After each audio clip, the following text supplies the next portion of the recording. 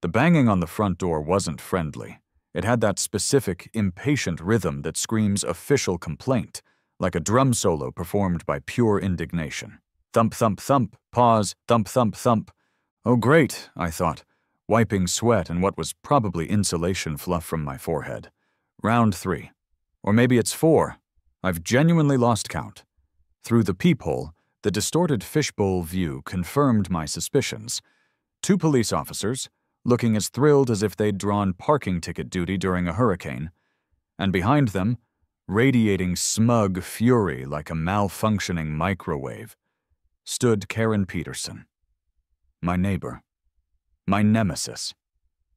The self-appointed guardian of suburban tranquility. I could practically smell her perfume through the solid oak door, something floral mixed with the acrid scent of complaint forms. Oh, to get off my lawn.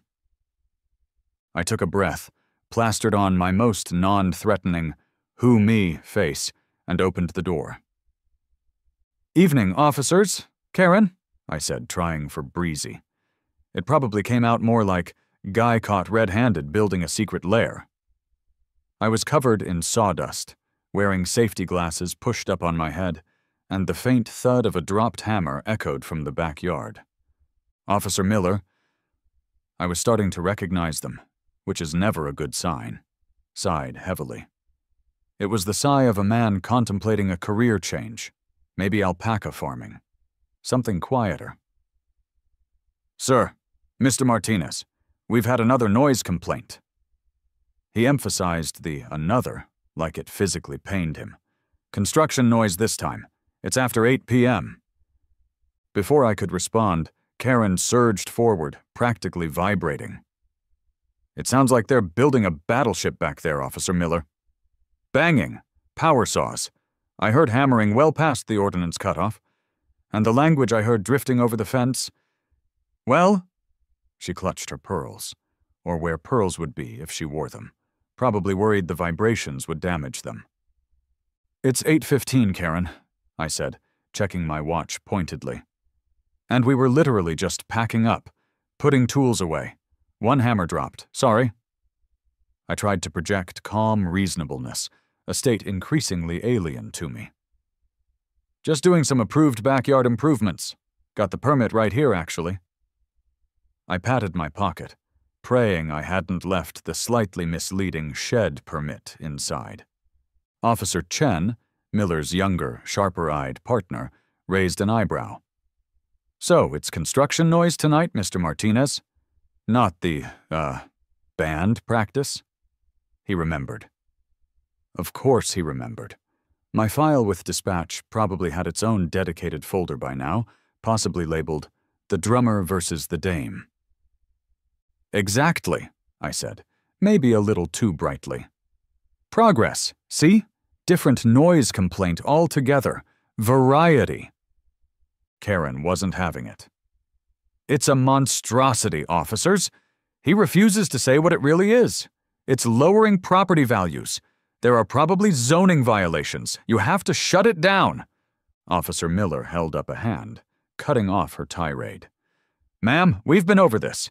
If he has a permit for a shed, and he's building what looks like a shed, and the noise stops now, our hands are tied regarding the structure itself. Zoning and HOA rules are civil matters. He turned to me. Sir, keep the construction noise between the allowed hours.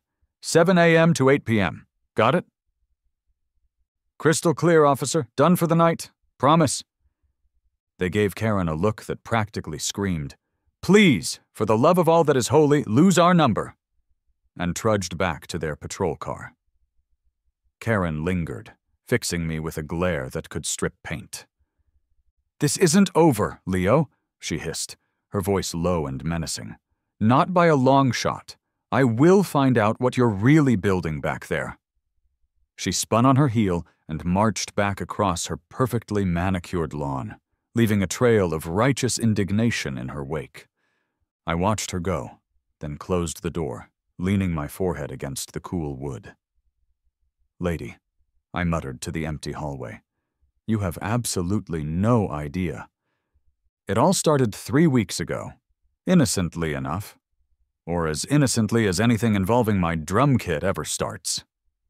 Picture this: a perfect Saturday afternoon.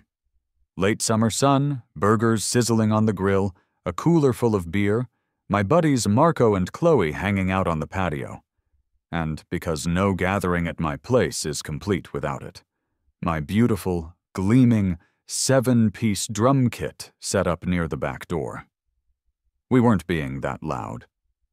Okay, maybe the playlist leaned heavily into 90s grunge classics turned up to 11, and maybe I'd launched into a somewhat enthusiastic rendition of the drum solo from Smells Like Teen Spirit. But it was 4 p.m. on a Saturday. If you can't make noise, then when can you? Apparently never, according to Karen Peterson. She didn't knock. She materialized at the edge of my patio like a suburban wraith, arms crossed, face pinched tighter than a snare drum. Leo. Her voice cut through Kurt Cobain's angst like a diamond drill. Can you please turn that racket down?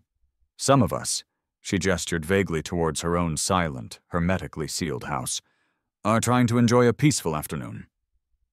I paused mid-fill, sticks hovering over the hi-hat. Hey, Karen, sorry, is it a bit much? I genuinely tried to sound conciliatory. Maybe it was a little loud. Just having some friends over, grilling out. I reached over and nudged the volume knob on the speaker down a couple of notches. She sniffed, unimpressed. It's entirely inappropriate for a residential neighborhood. This isn't some rock concert venue, and that constant banging? She glared at my drums as if they'd personally insulted her prize-winning begonias. Marco, ever the diplomat, snorted. It's called music, lady. And drumming. It's Saturday? Chloe elbowed him. Be nice. She offered Karen a strained smile. We'll try to keep it down, promise. Karen wasn't interested in promises. There are noise ordinances, you know. I won't hesitate to call the authorities if this disturbance continues. She gave my drum kit one last withering look and retreated back to her beige fortress. The vibe immediately deflated. The music seemed less fun, the burgers less tasty. My friends tried to brush it off. Dude, she's crazy, Marco said, popping open another beer. Ignore her. It really wasn't even that loud, Chloe added. Some people just need something to complain about. But it got under my skin.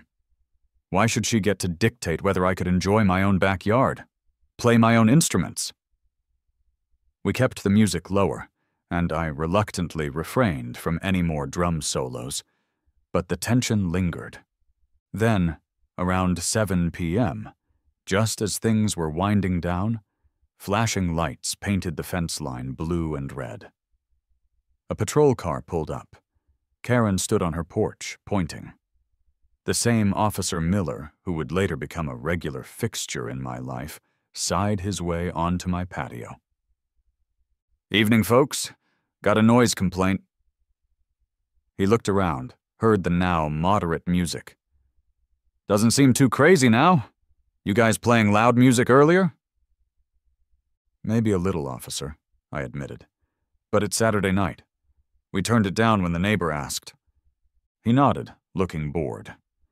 Okay, well, technically you're not violating the ordinance right now, but try to be mindful of the neighbors, all right?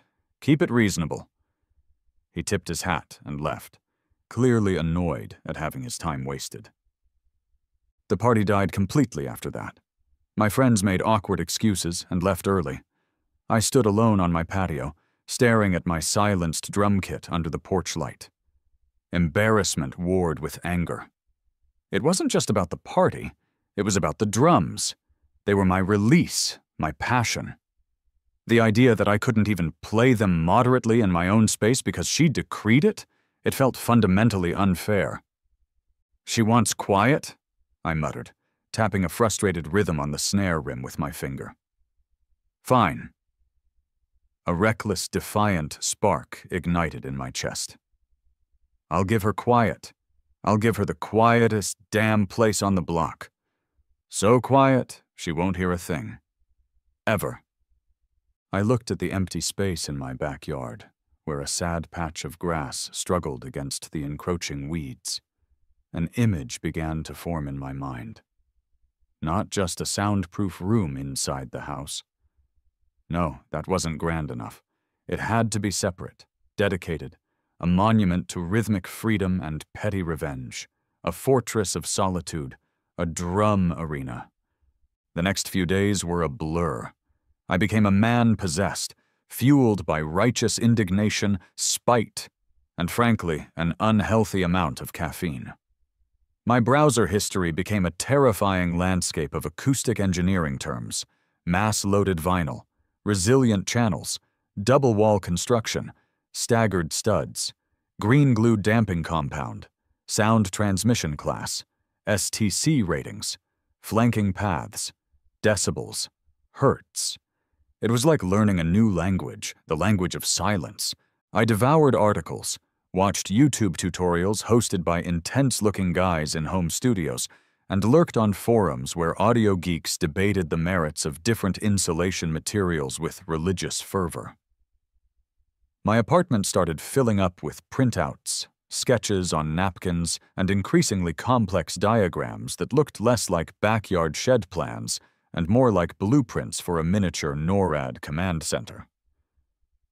Marco stopped by one evening, found me hunched over my laptop surrounded by acoustic foam samples, and raised a skeptical eyebrow. "Dude, what is all this?" he asked, picking up a heavy square of what looked like black rubber. "Are you planning on lining your walls with old tires?" "That," I declared, puffing out my chest slightly, "is mass-loaded vinyl, MLV, key component in achieving a high STC rating." STC. Right. He looked around at the mess. "Okay, seriously, Leo, what are you doing? You've been acting weird since the party." I took a deep breath.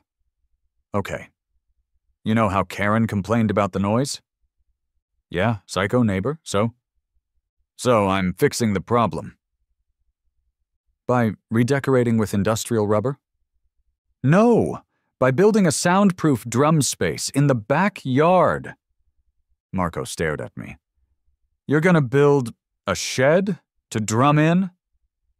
"Not just a shed," I corrected him, offended by the simplicity.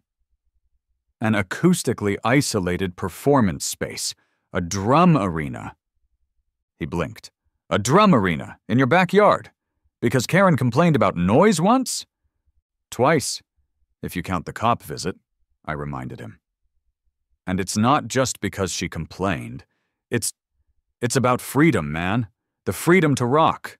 The freedom to practice my paradiddles at 3 a.m., if I feel like it, without disturbing anyone." Marco just shook his head slowly. "Leo, my friend, I think you've finally snapped. You know this is insane, right? And probably going to cost a fortune?" "It's an investment," I insisted. "An investment in peace and quiet for everyone. Think how considerate I'm being. I'm solving the noise problem permanently. Karen should be thanking me."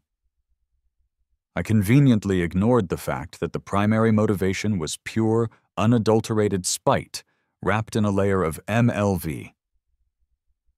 "She's not going to thank you, dude," Marco said flatly. "She's going to lose her mind. And the HOA? Have you even thought about them?" "Ah, the HOA. Maple Creek Estates Homeowners Association. Karen's personal fiefdom." I vaguely recalled getting a thick binder of rules when I bought the house, which I'd promptly used as a monitor stand. I dug it out, blowing dust off the cover.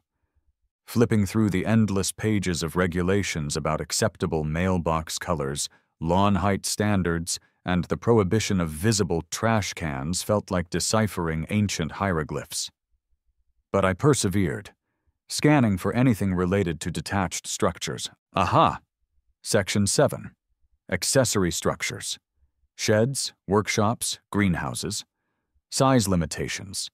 Max 150 square feet without special review. Height restrictions. No taller than the main house eaves. Setback requirements. 5 feet from property lines. Materials had to be harmonious with the main dwelling.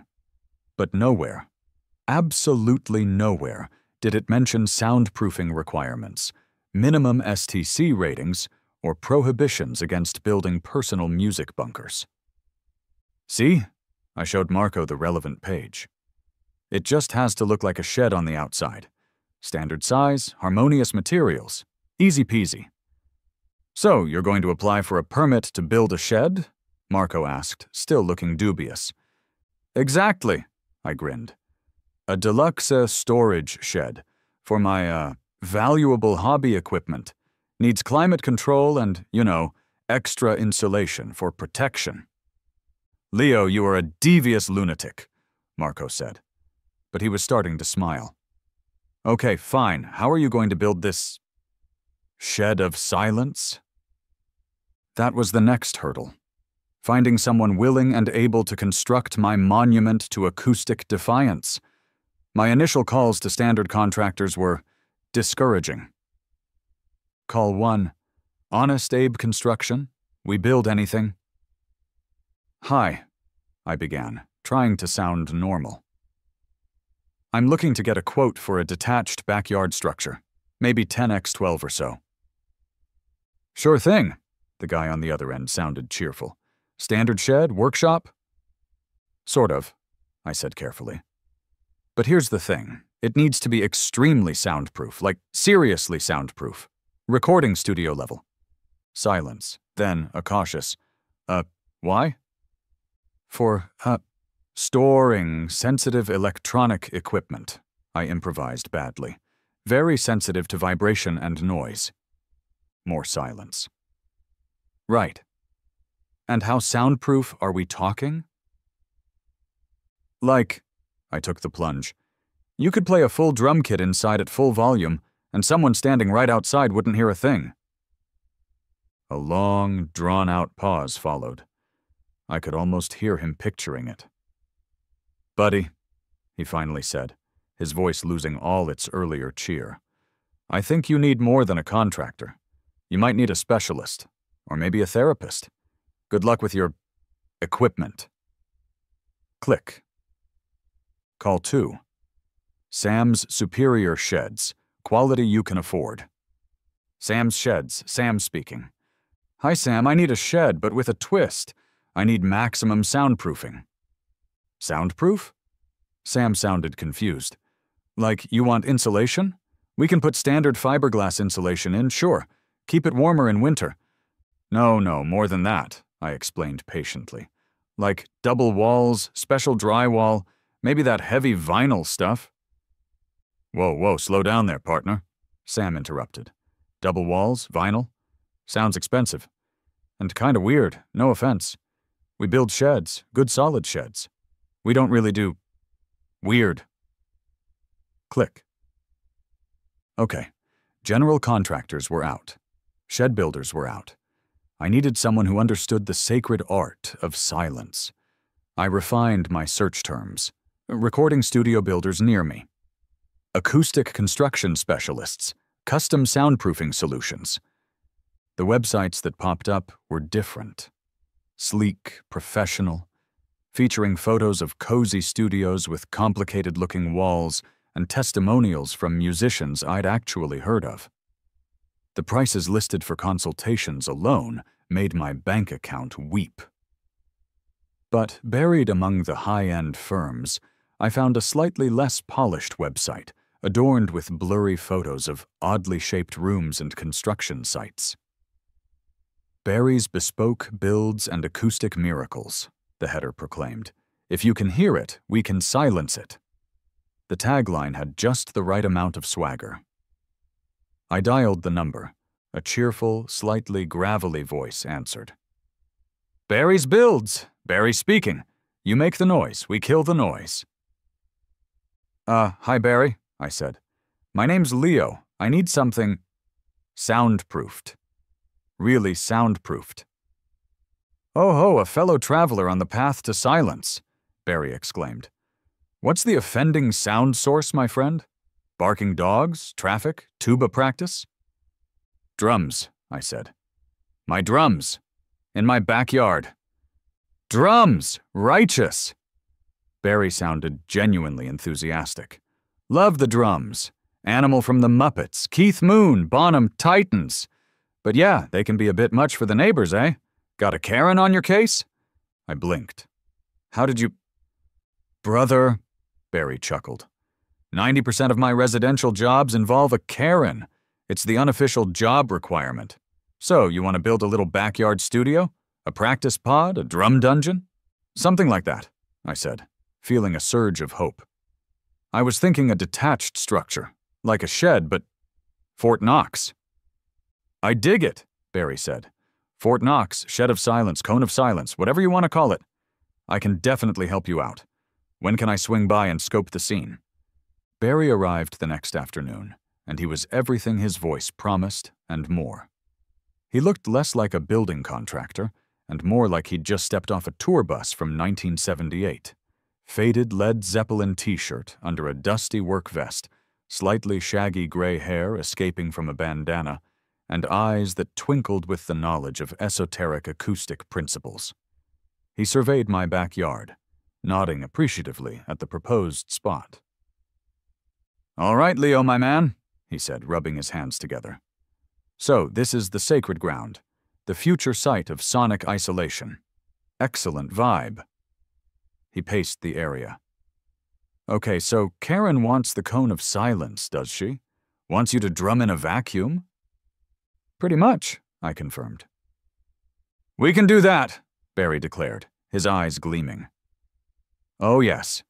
We talking full room within a room construction, decoupled framing, floating floor? How many layers of drywall and green glue are we budgeting for? Don't skimp on the green glue, my friend. Magic stuff." I felt slightly dizzy. The most? The best? Whatever guarantees she hears absolutely nothing?" Barry beamed. "Righteous. My kind of client. Okay, so foundation first. Gotta be solid. Concrete pad, probably 6 inches, reinforced. But here's the kicker. We gotta isolate it. Use neoprene pads or pucks under the slab, decouple it from the surrounding ground. Stops the bass frequencies from traveling through the earth like angry moles. You dig?" "Angry moles," I repeated. "Got it." "Then the framing," he continued, sketching rapidly on a notepad. "Double walls, obviously. 2 separate frames, minimum 6-inch air gap between them. Staggered studs on the inner wall frame if you want to get fancy. Breaks up the sound path even more. Insulation in both walls, not just thermal. Gotta use rock wool or something dense for sound absorption." He paused, pointing his pencil at me. "And the layers, Leo. Layers are key. On the inside frame, minimum 2 layers of 5/8-inch drywall. But not just any drywall. Soundproof drywall, if the budget allows. It's got a layer of damping compound built right in. And between those layers, slather on that green glue, gallons of it. Then, over the drywall, that MLV you were talking about. Heavy as lead, hangs like a curtain of silence." My head was spinning. "Wow, okay. And that's just the walls." Barry grinned. "Ceiling's gotta be the same, maybe even beefier, 'cause sound loves to go up. Floor's gotta float. Build a secondary floor frame on top of neoprene isolators, separate from the walls." "Doors?" "Oh man, doors are the weak link. Gotta be solid core, heavy as sin, with double or triple airtight seals, like a bank vault door, basically." "Windows?" He looked horrified at the thought. "No windows. Windows are acoustic holes. Unless you want to spend a fortune on specialized multi-pane laminated glass assemblies, just forget windows." "No windows," I agreed quickly. "Ventilation," Barry snapped his fingers. "Crucial. Can't suffocate the artist, right? But standard vents let sound right out. Gotta build custom baffled boxes for the intake and exhaust. Long, winding paths lined with acoustic foam. Air gets through, sound gets trapped. Genius!" He finally paused, looking at his complex sketch. "So, standard shed permit, right?" "Right," I confirmed. "Deluxe storage shed. Barry chuckled. "Classic move. Keep the outside looking boring, Fort Knox on the inside. Did it for a guy with a collection of vintage synthesizers once. Neighbors thought he was storing lawnmowers. He scribbled down some figures, tore off the sheet, and handed it to me. There's a ballpark, Leo. Materials ain't cheap, especially the specialized stuff. And my crew's time, we're artists of acoustics, you know? I looked at the number. It was significant. Easily 5 times what a normal shed would cost. Maybe more. I thought of Karen's smug face. I thought of the silenced party. I thought of drumming at 2 a.m. without a care in the world. I looked Barry square in the eye. When can you start? Barry's grin widened. Soon as the pad cures, my friend. Soon as the pad cures. Let the symphony of silence construction begin. Operation Cone of Silence kicked off the following week. Barry's crew descended upon my backyard, looking like they were setting up for a rock festival rather than building a shed. They all had that same slightly grizzled, road-worn look as Barry, and they attacked the job with a focused intensity usually reserved for guitar solos. First came the foundation. Not just a simple square of concrete. Oh no. This involved digging deeper than expected, laying down weird rubbery mats, and carefully positioning thick neoprene isolation pucks before the concrete truck even arrived. The concrete itself was poured thick and reinforced, meticulously leveled, and left to cure under plastic sheeting like some sacred artifact. My other neighbor, Dave, the guy down the street who'd had his own legendary battle with the HOA, involving a gazebo and a glass dome, wandered over during the concrete pour, looking intrigued. "Hey, Leo," he called out. "Building a workshop?" "Something like that, Dave," I yelled back over the noise. "Gotta have space for my hobbies." Dave eyed the elaborate foundation work. "Looks pretty serious.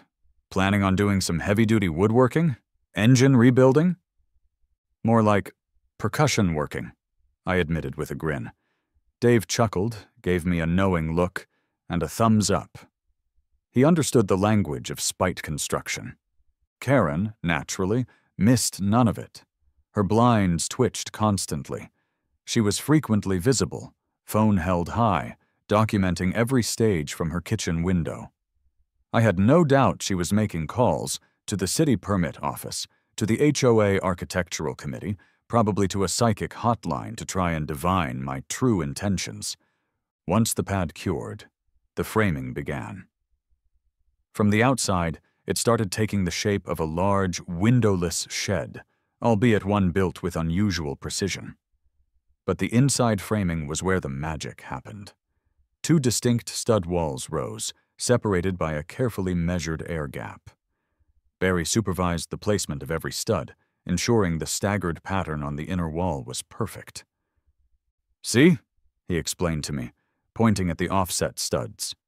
"Soundwave hits this stud, travels through, but the path to the outer wall is broken. It has to go through insulation, through the air gap. Confuses the hell out of the sound waves. Acoustic camouflage." His crew worked with a strange mix of construction know-how and audio obsession. I overheard snippets of their banter. "Hand me the rock wool Densite 60, not the fluffy stuff." "You got enough green glue for this section? Barry wants it slathered." "Think this double wall thing actually works?" Barry overheard the last comment. "Trust the science, boys," he boomed. "And the MLV. Layers upon layers. It's like making the perfect 7-layer dip of silence." Karen's counteroffensive began subtly, then escalated.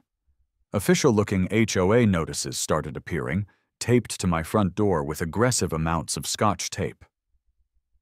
Violation: unapproved shed design. Exterior finish pending review. Even though the permit was approved.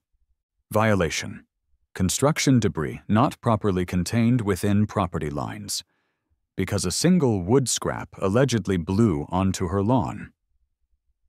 Violation: excessive construction noise, multiple unverified reports. Her daily calls, no doubt.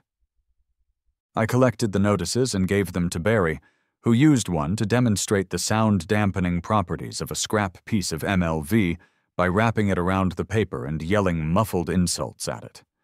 Karen tried cornering the crew members during their breaks, demanding to know what was really going on inside the structure. Barry, however, always seemed to materialize just in time, deflecting her inquiries with smooth, professional charm. "Afternoon, ma'am," he'd say, stepping between her and a bewildered crew member. "Just building a standard storage shed here for Leo. Top-quality materials. Using extra insulation for excellent climate control, you know. Keep his valuables safe. Gonna look real nice and be very, very quiet when it's done." He'd give her a reassuring smile, maybe wink subtly in my direction. Karen clearly wasn't buying it, her eyes narrowing suspiciously at the windowless walls, but she couldn't prove anything beyond a permitted shed build. Yet. The material deliveries alone were enough to set the neighborhood grapevine buzzing. Giant, heavy rolls of black, mass-loaded vinyl arrived on a pallet. Cases upon cases of green glue noise-proofing compound stacked up like ammunition. Sheets of specialized soundproof drywall, noticeably thicker and heavier than the standard stuff, were carefully unloaded. Then came the complex, muffler-like ventilation baffles, looking like something salvaged from a submarine. Neighbors stared, whispered, and probably updated the rapidly growing Leo's Mystery Bunker thread on the community Facebook page. As the layers of the arena walls went up, framing, insulation, drywall, green glue, more drywall, MLV, the temptation to test the soundproofing became unbearable. One afternoon, Barry and I decided a preliminary check was in order. "Just the snare drum for now," Barry cautioned. "Don't want to give Karen a full heart attack before we're even finished." I brought my beloved snare into the partially finished structure. The air inside already felt different. Dead, muffled. Barry pulled the temporary plywood door shut. "All right, Leo!" Barry yelled from inside, his voice already sounding distant. "Gimme a taste! A nice, crisp roll!" I took a breath and let loose a sharp, cracking snare roll, the kind that usually echoes satisfyingly off garage walls. "Rat-a-tat-tat crack!" "Hear anything?" I yelled back at the plywood door. The door opened, and Barry peered out, grinning. "Barely a tap, my man. Seriously, like a woodpecker with a headache miles away. The layers are working their magic." Emboldened, we escalated. I brought in my whole kit. Barry stayed outside this time, pacing the perimeter while I played a furious beat. He gave me thumbs up. We tried blasting Metallica on a portable speaker inside. Barry reported only the faintest bass thump if he pressed his ear directly to the wall sheathing. He even went inside and yelled the lyrics to Bohemian Rhapsody at the top of his lungs while I stood outside. Nothing. It was glorious. Of course Karen heard something. Maybe the muffled yelling, maybe just the general vibe of suspicious activity. Predictably, the flashing lights returned. Officer Miller and Officer Chen climbed wearily out of their car. It was becoming a routine. "Mr. Martinez," Officer Miller began, pinching the bridge of his nose. "Miss Peterson." He gestured towards Karen, who stood on her porch, phone aimed like a sniper rifle. "What is the issue this time?"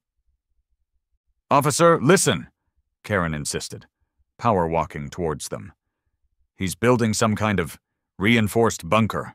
I saw the materials, and they're making terrible noises inside, yelling, loud music, they're testing it." "Officers," I said calmly, stepping forward. Barry stood beside me, looking professorial. "It's a permitted shed build, as you know. We were just testing the, insulation's acoustic properties, making sure it's effective." Barry jumped in smoothly. "Top-of-the-line acoustic insulation, officers. Very important for climate control in these structures. Protects sensitive hobby equipment from temperature fluctuations and, you know, external vibrations. He patted the wall reassuringly. Officer Chen eyed the windowless, increasingly fortress-like structure. Right. Insulation, sir. Are you making excessive noise right now? Silent as the grave, officer, I assured him. Inside the arena, my drums sat waiting. But outside? Nothing. Officer Miller looked from me to Karen, his expression bordering on despair. Ma'am, again, it appears to be permitted construction during legal hours. He's not making noise now. If you believe the structure violates zoning or HOA rules once it's completed, you'll need to take that up with the city or the association through the proper channels. It's not a police matter. He didn't wait for a reply, just turned and walked back to the car, Officer Chen following with a final, skeptical glance at the shed. Karen was left sputtering on the sidewalk. Her power was useless here. The law, at least the noise ordinance part of it, was, ironically, on my side. The final major hurdle was ventilation. Barry's custom-built baffle boxes were installed, snaking through the double walls. Gotta have airflow, Leo, he explained, pointing out the complex interior fins lined with acoustic foam. Or you'll pass out mid-solo. These babies let the air move, but the sound waves get trapped bouncing around inside, like an acoustic maze. I still worried it wouldn't be enough air, picturing myself gasping for breath while pounding out a fill, but Barry assured me it was studio standard. Finally, the day came when the exterior was complete. Barry's crew installed neutral vinyl siding that vaguely matched my house, fulfilling the harmonious materials requirement. From the outside, it looked like a large, well-built, slightly mysterious windowless shed. Functional. Boring, even. Exactly as planned.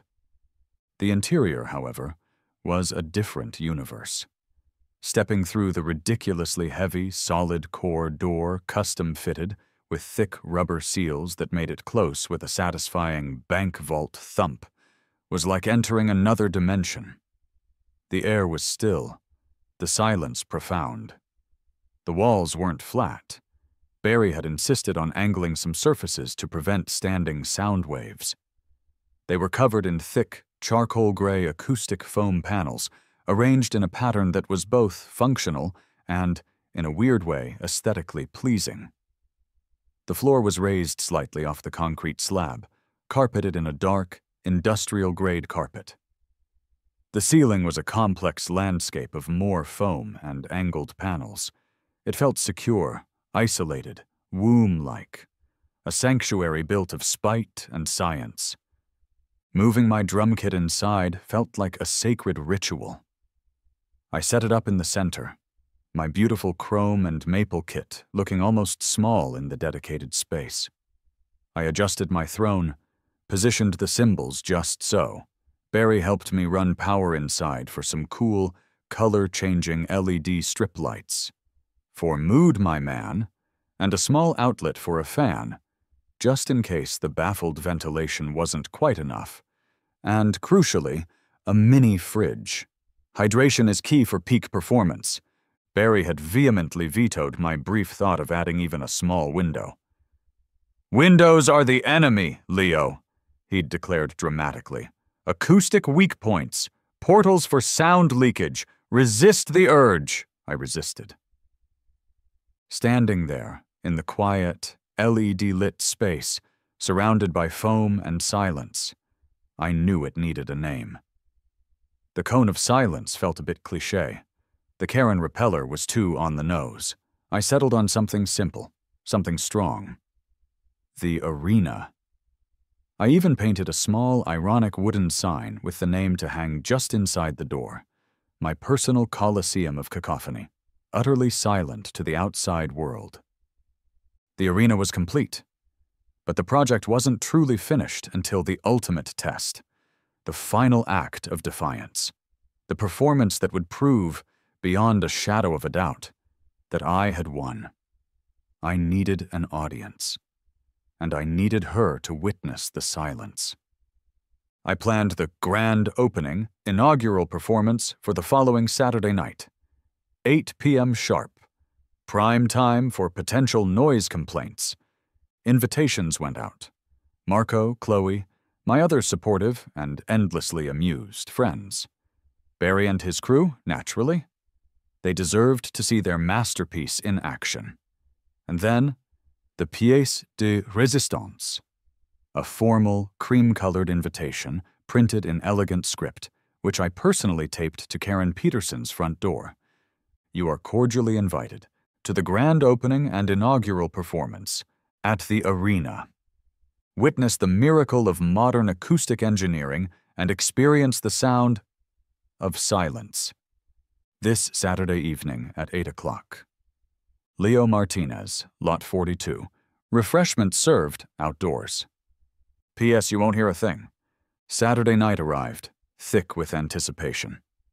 I spent the afternoon meticulously tuning my drums, polishing the cymbals until they gleamed under the arena's LED lights. This wasn't just any jam session. This was a statement. I prepared the most complex, technically demanding, and frankly loudest drum solo I could possibly muster. A 5-minute explosion of rhythmic fury I'd been practicing in secret. Well, secret from the outside world. For days. On the patio, I set up a table with drinks and snacks, beer, soda, chips, the works. The party would be outside the arena. The performance would be inside. My friends started arriving around 7:45, buzzing with curiosity. Barry and 2 of his guys showed up, looking like proud fathers. "Ready to unleash the silent thunder, Leo?" Barry asked, clapping me on the back. "Born ready, Barry," I grinned back, though my heart was pounding a nervous rhythm against my ribs. Across the lawn, Karen's house was initially dark, quiet. But as 8 p.m. approached, her porch light flicked on, a curtain twitched. She knew. Oh, she knew. Other neighbors, likely alerted by the grapevine or Karen herself, were also subtly visible, shadows in windows, figures lingering on porches. Showtime. I gathered my small crowd on the patio. "All right, everyone," I announced, trying to keep my voice steady. 3 weeks ago, on this very patio, a dream was deferred. A barbecue was interrupted. A drum solo was tragically silenced. I paused for dramatic effect. But tonight? Tonight we celebrate acoustic freedom. Tonight, we drum. I gestured towards the imposing windowless structure standing silently in the backyard. Welcome to the arena. A smattering of applause and cheers went up. I took a theatrical bow, then turned and walked towards the arena door. As I reached it, Karen stepped out onto her porch, arms crossed, phone held up, clearly ready to record any hint of ordinance-violating noise. I gave my friends a final thumbs up, pulled open the heavy, vault-like door, stepped inside, and sealed myself in. Click, thump. The outside world vanished. Silence. Absolute, profound silence, broken only by the hum of the mini-fridge and the faint whir of the ventilation fan. The LED lights cast cool blue shadows on the foam walls. It was time. I sat down at my kit, took a deep, calming breath, gripped my sticks, and counted off silently. 1, 2, 3, 4. Then I exploded. Everything I had, frustration, adrenaline, joy, pure spite, poured into the performance. I attacked the kit with everything I had. Thundering bass drum patterns, lightning-fast snare rolls that cracked like gunfire, complex polyrhythms across the toms, crashing cymbal accents that would normally make windows rattle. Inside the arena, the sound was immense, overwhelming, a physical force pressing against me. It was glorious chaos, a symphony of contained rebellion. I wasn't just playing drums. I was beating back the forces of suburban conformity, one deafening beat at a time. Meanwhile, outside, my friends later told me it was surreal. They stood on the patio, drinks in hand, staring at the blank walls of the arena, and heard nothing. Absolutely nothing. No beat, no cymbal crash, not even a muffled thump. Just the chirping of crickets and the distant sound of traffic. Marco apparently kept muttering, "No way, no freaking way." Chloe just shook her head, laughing in disbelief. Barry stood beaming, arms crossed, occasionally nodding along to the silent rhythm only he could imagine. Karen, they said, was a sight to behold. She crept cautiously off her porch, across her lawn, right up to the edge of my property line. She circled the arena like a suspicious wolf, pressing her ear against the vinyl siding. She squinted. She frowned. She looked utterly bewildered. The sound she was so clearly expecting, the noise she was poised to document and report, simply wasn't there.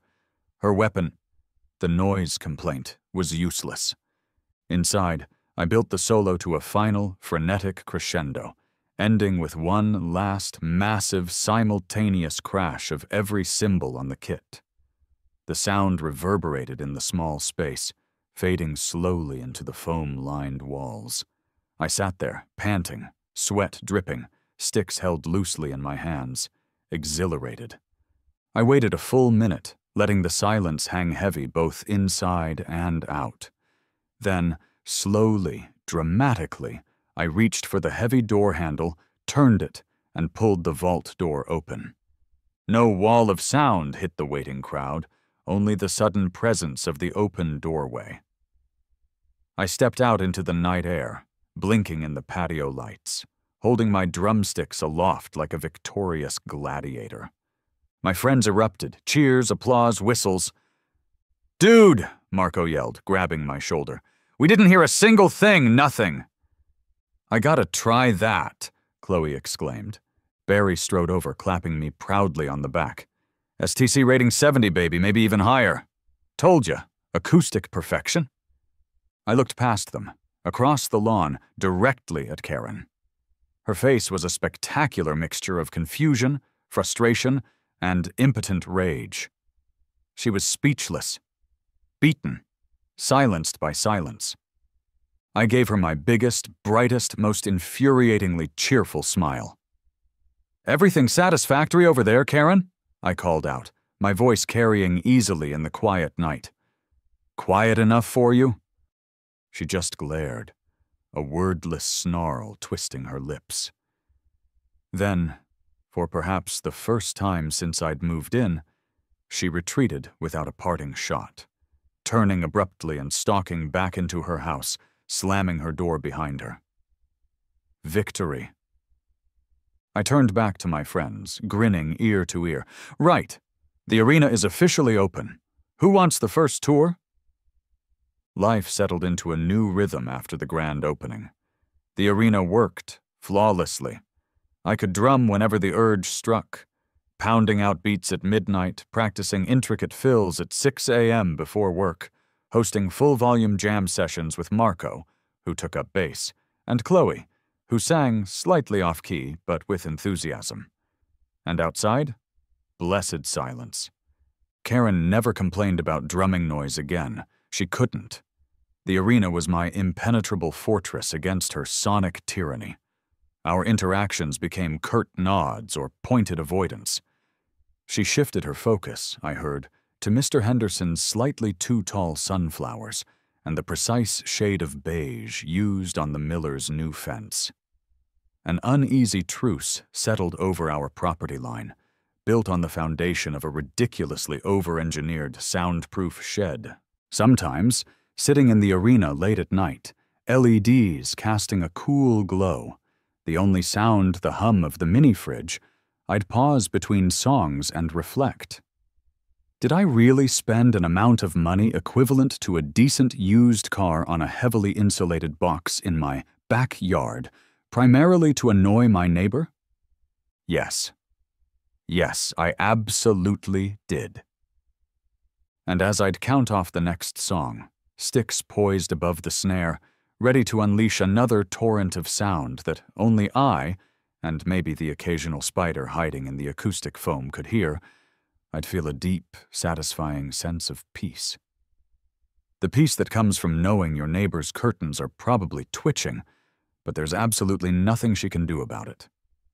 The beat, blessedly, gloriously, silently, to the outside world, went on.